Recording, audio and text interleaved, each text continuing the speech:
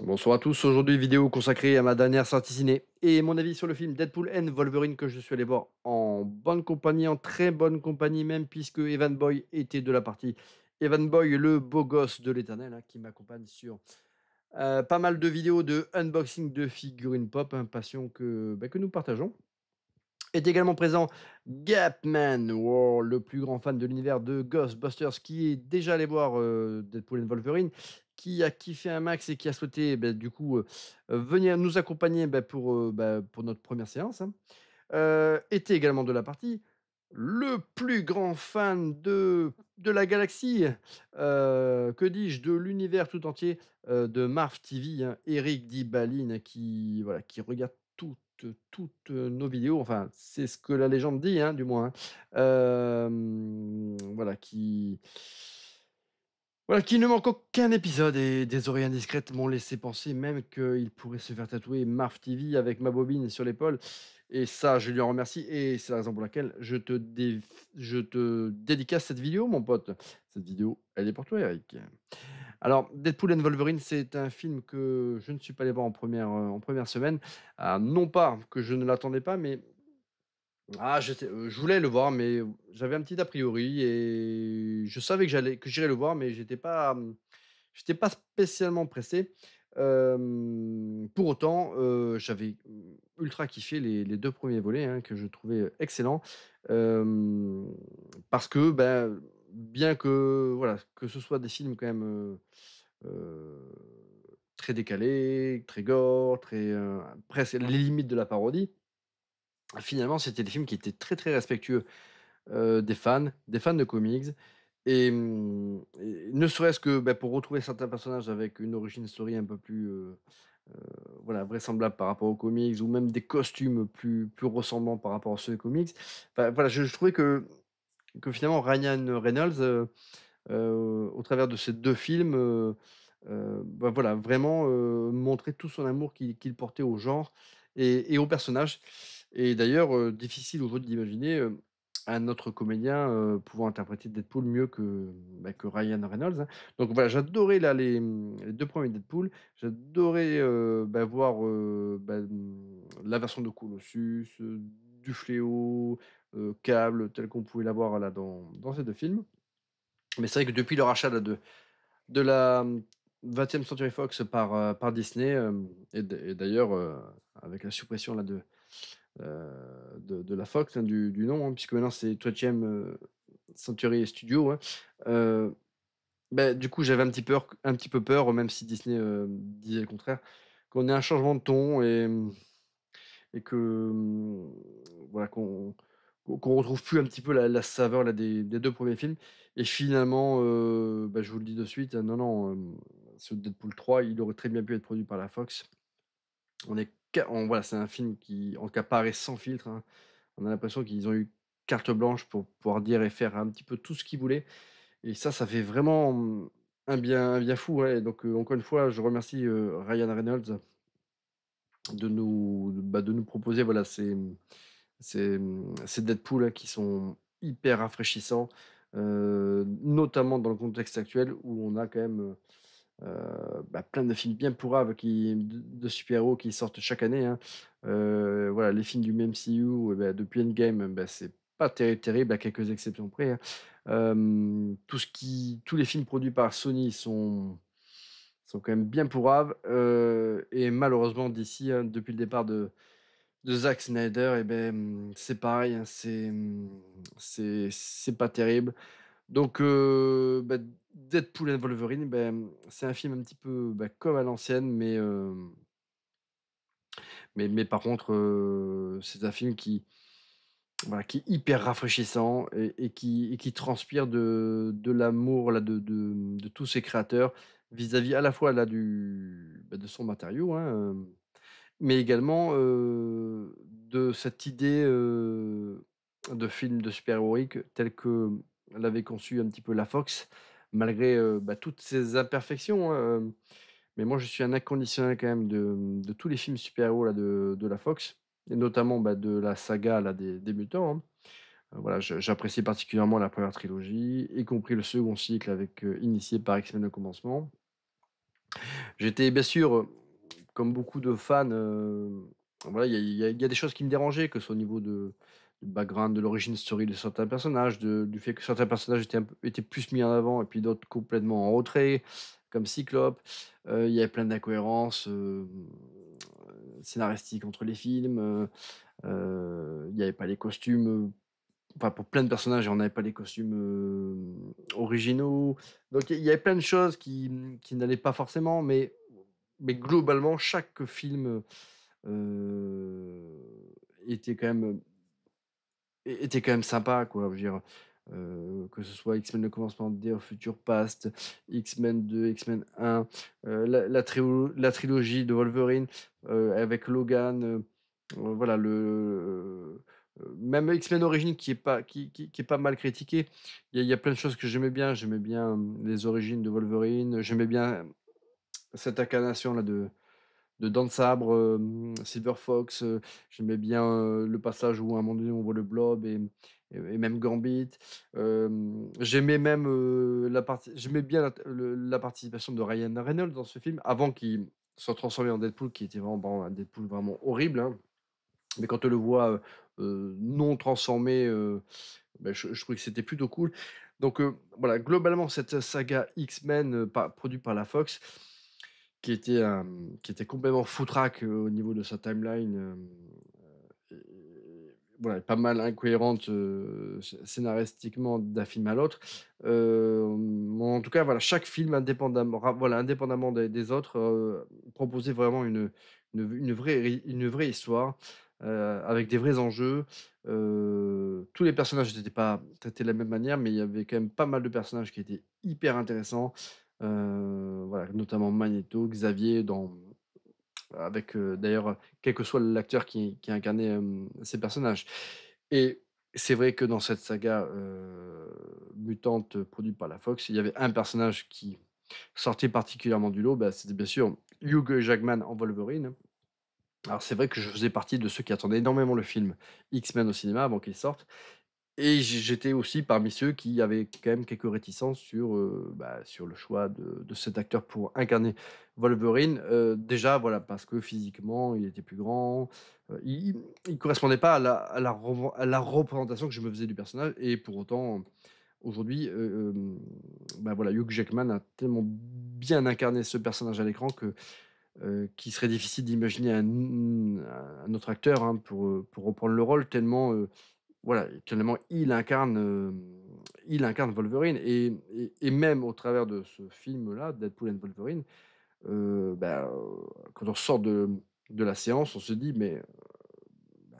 voilà, j'ai envie de le revoir». J'ai pas envie d'en voir un autre, j'ai pas envie de voir une nouvelle incarnation de Wolverine, j'ai envie de revoir Hugh Jackman en Wolverine dans un autre film. Voilà, c'est lui que j'ai envie de voir, parce qu'il est Wolverine, et c'est donc, donc voilà, moi étant fan de la saga, Fox avec toutes ses imperfections, et ce film-là, Deadpool and Wolverine, quelque part, c'est un hommage à toute cette ère de la Fox, qui a été enterrée depuis le rachat par Disney, qui a été aussi enterrée, par ses échecs, commerciaux aussi, hein, au cinéma, il faut pas se mentir, et ses échecs artistiques et autres. Mais, globalement, c'est quand même pas mal Disney qui a mis fin à tout ça, hein, et on sait que ce soit Dark Phoenix ou, a été pas mal impacté, par le rachat là de Disney, il y a eu pas mal de reshoot, tout ça, et qui ont fait que le film est sans doute beaucoup moins bon qu'il aurait pu l'être, dans un contexte différent. Mais voilà, c'est un film qui nous permet quelque part, Ryan Reynolds au travers de ce film nous permet de véritablement dire, adieu à toute cette, saga de super-héros de la Fox. Hem, c'est un film qui nous permet, voilà, voilà, ça rend hommage, voilà, mais d'une manière, voilà, positive. C'est-à-dire que, effectivement, le scénario de Deadpool et de Wolverine, il est un peu pourrave. L'idée, voilà, je vais pas spoiler, mais effectivement, l'idée était un peu bête. Donc voilà, encore une fois, il y a, on il y a cette idée que le voilà, que le monde de Deadpool est menacé, hem, que pour qu'il puisse sauver son univers, il faut qu'il se fasse aider en cela, bah, de d'un Wolverine. Le problème, c'est que le Wolverine de son univers est mort, donc grâce, à l'artefact qu'il avait dérobé à Cable, et beh, il voyage au travers des dimensions afin de retrouver une incarnation de Wolverine qui va pouvoir l'aider à sauver son univers. Heu, bon, je vais pas spoiler le film, mais voilà, l'idée de voilà, l'histoire en elle-même, voilà, ne est ultra minimaliste et prétexte. En fait, c'est un film qui est prétexte. Mais en fin de compte, ça, on le sait, rien qu'en regardant la bande annonce. Mais en fin de compte, le film, en est tout à fait conscient aussi, en fait. Le film se moque en permanence de ce qu'il est et de ce qu'il montre, mais pour mieux finalement, quelque part, passer des messages, hein. Le film, envoie des scuds, à Disney sur, justement sur le fait qu'il y ait aucun bon film véritablement qui a été produit à la fin d'Endgame, qu'il faut arrêter avec ces histoires de multiverse parce que dans tous les cas, aucun film ne l'a bien traité et puis les gens en ont marre et alors que ce film-là, en l'occurrence, traite du multiverse, mais en fait, il traite du multiverse, mais en retournant tous les codes, qu'on a pu voir et en fait, il le traite différemment, en fait. Hem, mais en fait, le film, c'est voilà, il y a un scénario qui est prétexte, mais par contre, voilà, on a vraiment la confrontation, ce duo que tous les fans rêvaient, c'est-à-dire, Deadpool et Wolverine et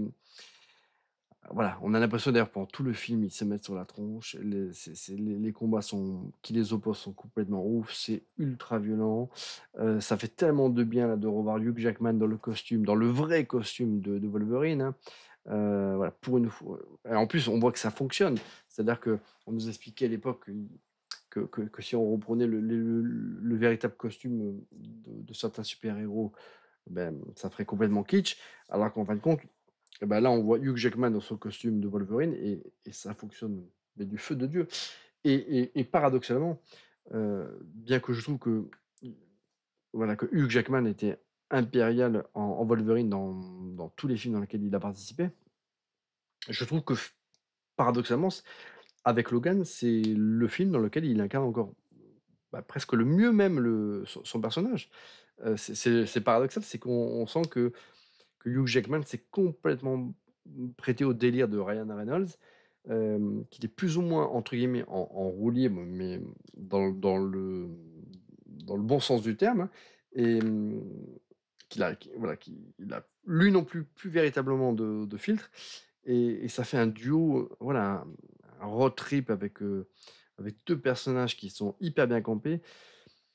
qui est véritablement savoureux. Donc après, tout ce qu'il y a autour, effectivement, bah, tout ce qui est brodé autour, le scénario bancal, ce multivers, bah, tout ça, en finalement, assez rapidement, on s'en tape quand on comprend que le film, dans tous les cas, bah, mmh, a été conçu pour qu'on s'en tape de toute façon aussi. Et ce qu'on veut simplement, c'est, au travers de ce road trip là, de Lascar là, pour sauver l'univers de Deadpool, et beh, on veut, bah, quelque part, heu on veut dire au revoir à tous ces personnages, que l'on a pu côtoyer dans les films de la Fox. Hem, mais alors, voilà, mais en même temps, on veut leur dire mais voilà, comment dire? Heu, même si c'est, du coup, le fan service à fond, heu, quelque part, ça passe mieux que dans, par exemple, Spider-Man: No Way Home ou le dernier Flash parce que on a vraiment le sentiment que là, voilà, on veut remercier les fans d'avoir soutenu, bah, voilà, toute cette saga et on veut leur donner la possibilité de pouvoir dire, voilà, une dernière fois, voilà, adieu à tous ces personnages, heu, ce qu'on finalement, on n'a pas eu l'occasion. On n'a pas eu des fins satisfaisantes, Bah, par exemple à Elektra, Elektra, c'est un personnage qu'on avait vu dans le film de Daredevil, qui a eu droit à son spin-off qui était pas un bon film. C'est un personnage qui n'a pas eu la qu'on n'a pas eu la possibilité de revoir dans un Daredevil, dans un deuxième opus de Daredevil. Hem, c'est pareil pour Blade, il y a eu 2 bons films et après par la suite, il y a eu que des, ça a pas été terrible et c'est vrai que Wesley Snipes n'a jamais pu sortir par la grande porte, avec ce personnage. Hem, on a dans le film un caméo de Gambit, mais incarné par Channing Tatum et on sait que, voilà, ça c'était un projet qui lui tenait à cœur,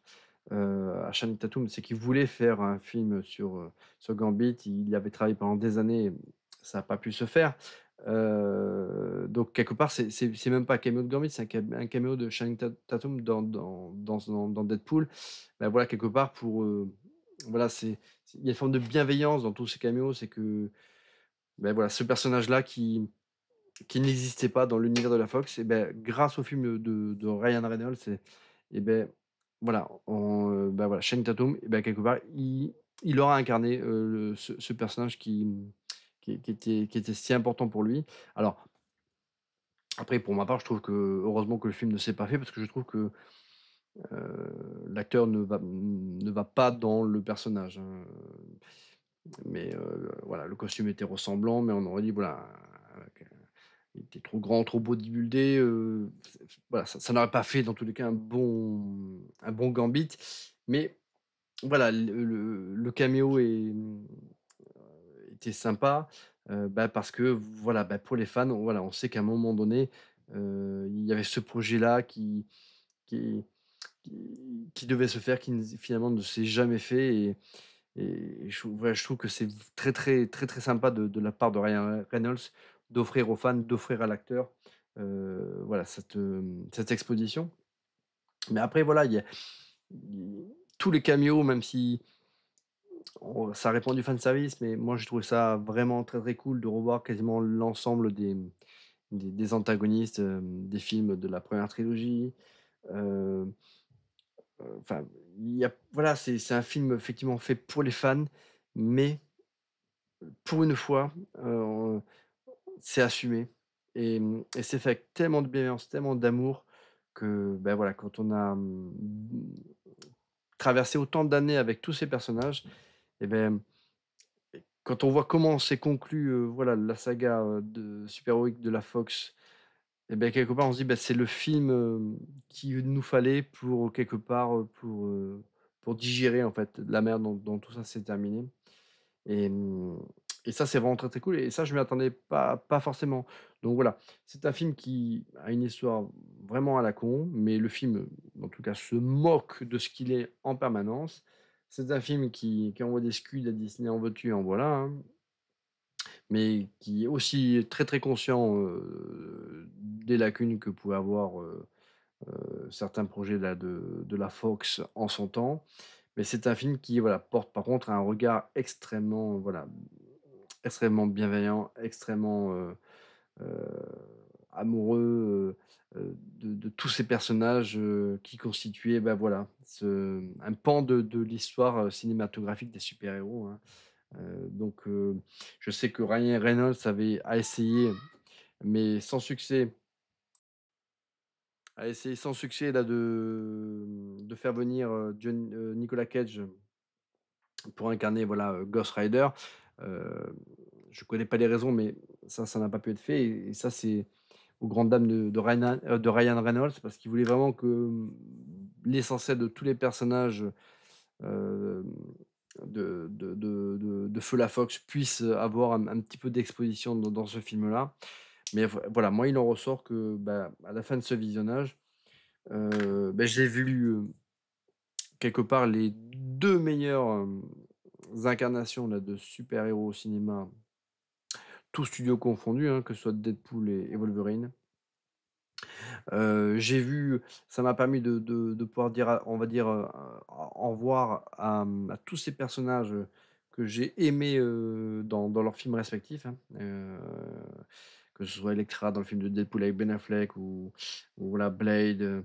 On revoit le personnage de X-23 qu'on retrouvait dans Logan, voilà, on revoit, également Johnny Storm, hem,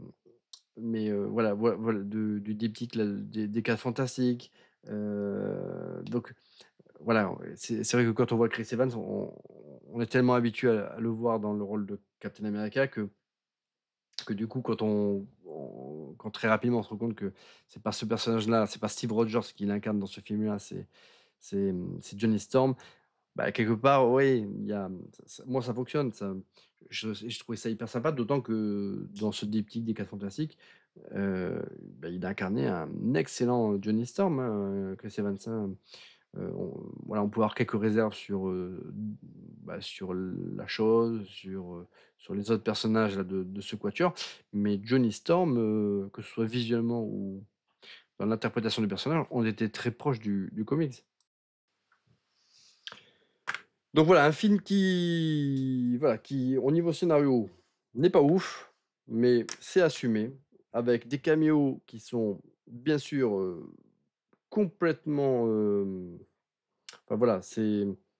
entre guillemets, c'est du fan service, mais en l'occurrence, dans l'esprit du film et beh, moi, en tout cas, ça a fonctionné du feu de Dieu. C'est un film qui désamorce toutes les attentes, hein. Quand on s'attend que les choses se passent de certaine manière, eh ben, ça se passe différemment. Hem, heu, donc c'est un film qui pose un regard quand même très, très lucide sur l'évolution, du cinéma super-héroïque. Et quelque part, on se dit que voilà, qu'avec le succès tel avec le succès qu'a le film, qui a déjà d'ores et déjà, franchi un international la barre du milliard, on se dit que peut-être que les grands studios, vont changer, un peu leur orientation actuelle, et véritablement donner, alors aux fans, ce qu'ils demandent et ce qu'ils crient depuis tellement d'années, hein, et un film comme Deadpool et beh, quelque part, c'est une forme de porte-drapeau, de porte-étendard, voilà, de ce que veulent les fans et encore une fois, ça fonctionne, hein. On peut avoir des personnages comme, voilà, comme Wolverine avec leur costume originel, et ça fonctionne au cinéma. Hem et puis encore une fois, heu, voilà, le multiverse et beh, c'est de la merde, donc faut arrêter avec ça. Hem et il faut encore une fois, comme le montre Ryan Reynolds, même si c'est pas lui qui a, réalisé le film, hein, mais il y a tellement son empreinte derrière. Voilà, il faut construire des films autour des personnages et c'est ce qui a été fait, hein. C'est que Deadpool and Wolverine, c'est un film qui fonctionne uniquement par son duo d'acteurs et même si à côté de ça, on a un scénario qui est ultra simpliste, qui est complètement con, finalement, on se rend compte que le film, il est excellent, parce qu'on a des acteurs qui sont des personnages qui sont hyper bien brossés, hyper bien campés et et les émotions en plus elles passent. C'est-à-dire que le film il est complètement con, mais pour autant, il y a beaucoup d'émotions qui sont véhiculées et notamment, voilà dans sa scène finale et même dans son générique de fin, où on voit, plein d'images, d'archives, de toutes les productions de la Fox. Donc voilà, Deadpool and Wolverine, j'ai trouvé que c'était un film qui était excellent, qui, qui aura une portée émotionnelle beaucoup plus forte, du coup, pour les gens qui, comme moi, ont suivi depuis les origines l'univers cinématographique, super-héroïque de la Fox, hein, parce que c'est un film qui est ultra référencé, donc là, c'est sûr que si tu pas la ref, il y a des choses auxquelles tu peux passer à côté. Hem, c'est un film qui sans doute vieillira pas forcément bien parce que du coup comme, il est ultra référencé, et les gens, voilà qui avec le temps, quand les gens qui verront ce film n'auront pas les références, et ils s'arrêteront juste au scénario et puis ils diront: «Bah, finalement c'est pas terrible, terrible». Mais en tout cas, dans le contexte actuel, voilà, je comprends que le film fonctionne parce que, Voilà, il donne, finalement aux spectateurs, aux fans, tout ce que les autres studios aujourd'hui ne nous donnent pas, hein. Donc voilà, un film pas parfait, mais terriblement jouissif avec, parmi les meilleures scènes de baston que, j'ai jamais vues notamment entre Deadpool et Wolverine. Alors leurs scènes de bataille, elles sont incroyables. Alors, il y a d'autres scènes de baston, qui sont voilà, on va dire que, qui sont peut-être moins lisibles, mais en tout cas, toutes les oppositions qu'il y a entre Deadpool et Wolverine, c'est ultra jouissif et voilà, c'est un film testament, voilà, à l'univers là de la Fox et moi pour cet aspect-là, voilà, ce film il m'a vraiment il m'a scotché, les amis. Donc je vous recommande très, très fortement Deadpool and Wolverine. À bientôt pour une prochaine vidéo.